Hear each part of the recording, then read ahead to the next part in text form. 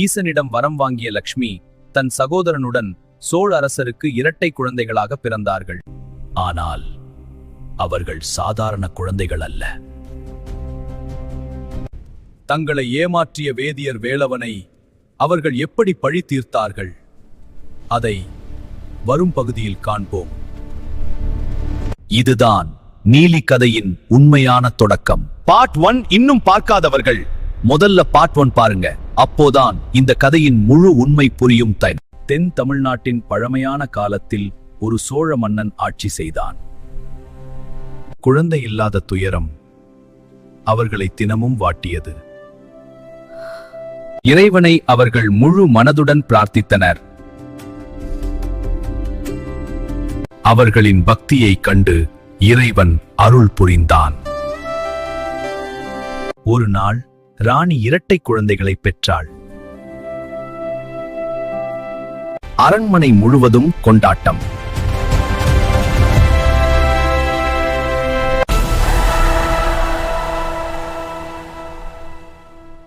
ஆனால் அந்த சந்தோஷத்துக்குள் மறைந்திருந்தது ஒரு பயம். ஒரு பொன்னின் வலி ஒரு தெய்வத்தின் உருவமானது.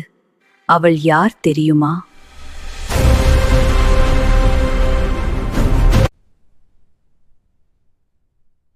ஆனால் இரவு வந்ததும் விஷயம் மாறிவிடும். அண்ணா, எனக்கு பசி. எனக்கும் பசிக்குது.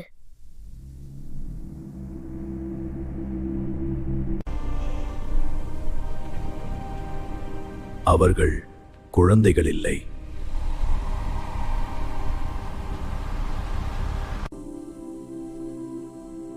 அவர்கள் மெதுவாக அரண்மனையிலிருந்து வெளியேறினர்.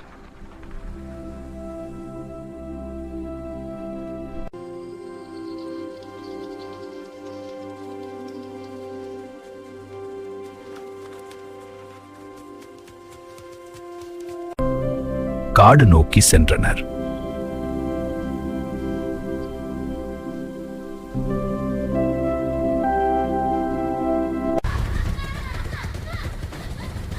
அடுத்த நொடி அவை உயிருடன் இல்லை.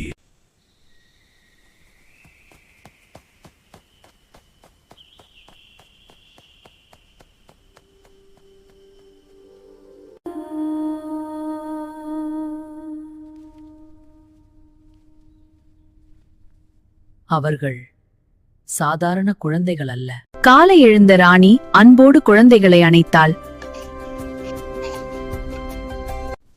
இது என்ன வாசனை?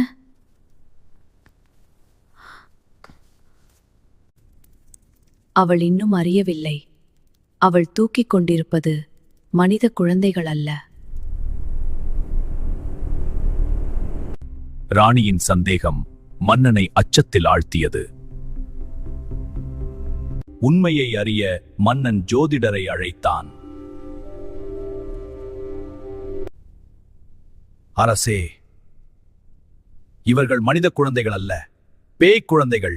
இவர்கள் இங்கே இருந்தால் ஆபத்து என ஜோதிடர் கூறுகிறார். ஒரே வார்த்தை அரண்மனை முழுவதும் அமைதியாகியது.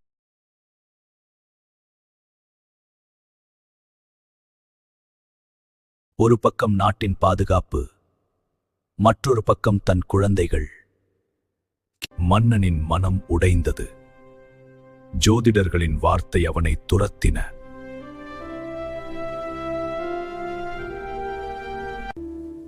எப்படி நான் என் குழந்தைகளை காட்டில் விட்டுவிட முடியும்?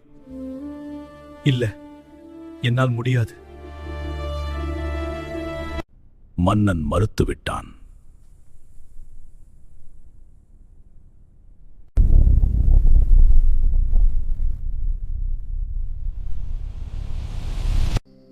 நாள் கடந்தது. குழந்தைகள் வளர்ந்தன.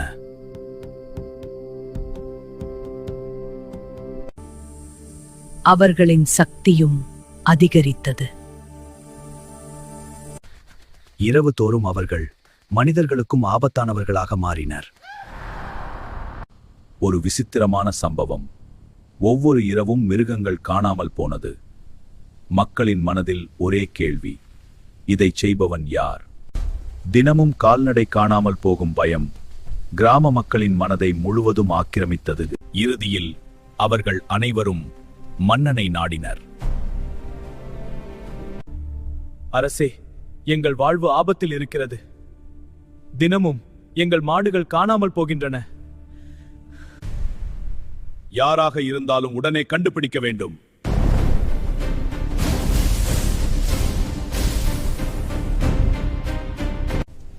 ஆனால் அவர்களுக்கு தெரியவில்லை, உண்மை இன்னும் பயங்கரமானது. அந்த இரவு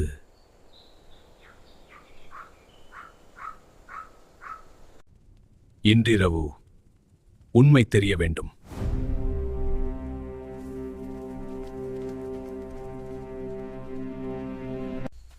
அவர்கள் மறைந்து காத்திருந்தனர்.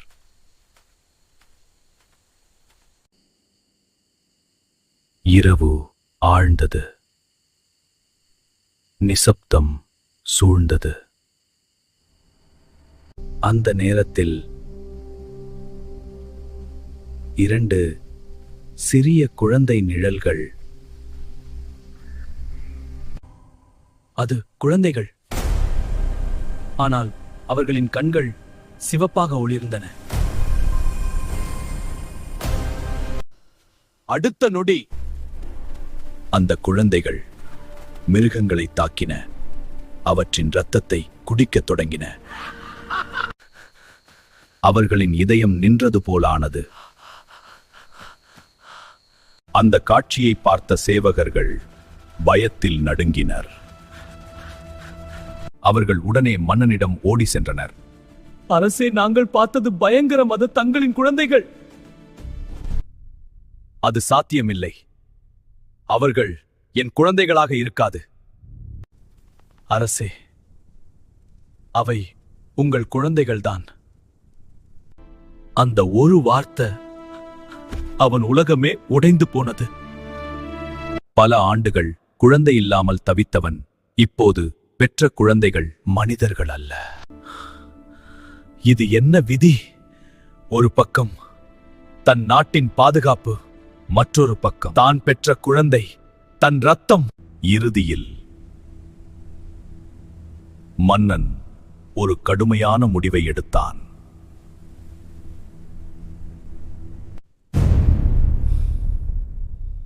அவர்களை காட்டில் விட்டுவிடுங்கள். அந்த வார்த்தைகள் அரண்மனையின் சுவர்களையே அதிரச் செய்தது.